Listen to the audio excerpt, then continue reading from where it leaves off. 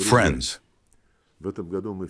this year for the first time we observe a mournful date, the Day of Remembrance for the victims of the genocide of the Soviet people committed by the Nazis and their accomplices during the Great Patriotic War of 1941 to 1945.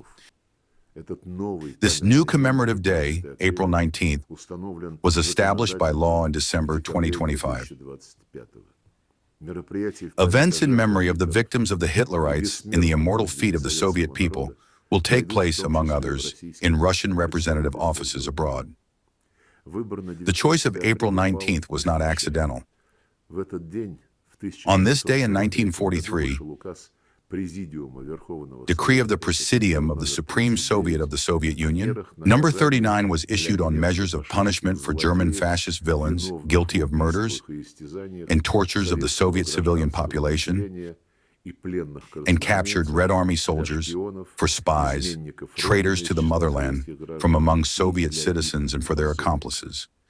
The decree became the first document that gave a legal qualification to the systemic policy of the Nazis and collaborators for the extermination of the civilian population, and created the basis for holding them accountable. Among the first judicial proceedings subsequently organized against German war criminals were the Krasnodar and Kharkiv trials. Their results significantly influenced the work of the Nuremberg Military Tribunal. The evidence presented in the materials of the Nuremberg Tribunal and their legal assessments made it possible to speak of the genocide of peoples in the territories occupied by the Germans, and primarily on the territory of the Soviet Union. The enemy did not hide the fact that they were waging a war of annihilation against our fatherland. As early as September the 16th, 1941, by order of the Chief of Staff of the High Command of the Wehrmacht, Field Marshal General Keitel, German troops were given the command not to spare civilians. The atrocities were of a scale unknown to history.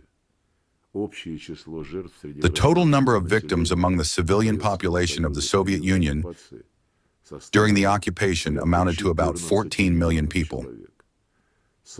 These crimes have no statute of limitations. The results of the Nuremberg Tribunal laid the foundation for the development of the UN Convention on the Prevention and Punishment of the Crime of Genocide of 1948.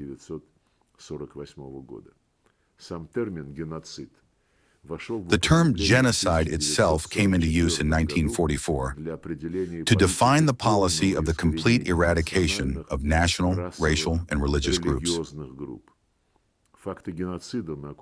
The facts of genocide in the occupied territories of the former Soviet Union have been confirmed through judicial proceedings in all subjects of the Russian Federation, where, during the years of the Great Patriotic War, crimes against the civilian population were committed by German fascists and their accomplices from other countries that stood under Nazi flags.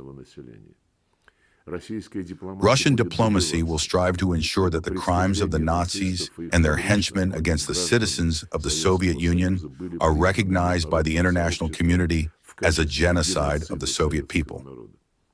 The corresponding qualification has already been enshrined in a number of documents adopted within the framework of the Commonwealth of Independent States and Collective Security Treaty Organization.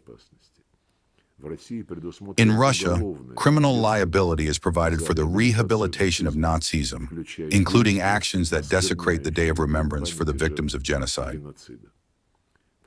We will continue to resolutely defend historical truth, counter attempts to whitewash Nazi criminals and their minions, and revise the internationally recognized outcomes of the Second World War. The majority of states stand in solidarity with us. There is clear and widespread support for Russian thematic initiatives, primarily at the United Nations platform, where Russian draft resolutions on combating the glorification of Nazism are adopted annually. To preserve the memory of the millions of victims of the genocide of the Soviet people is our sacred duty. We will not allow these atrocities to be consigned to oblivion, no matter how hard those who today intend to once again direct Europe along the well-worn track of racial superiority may try.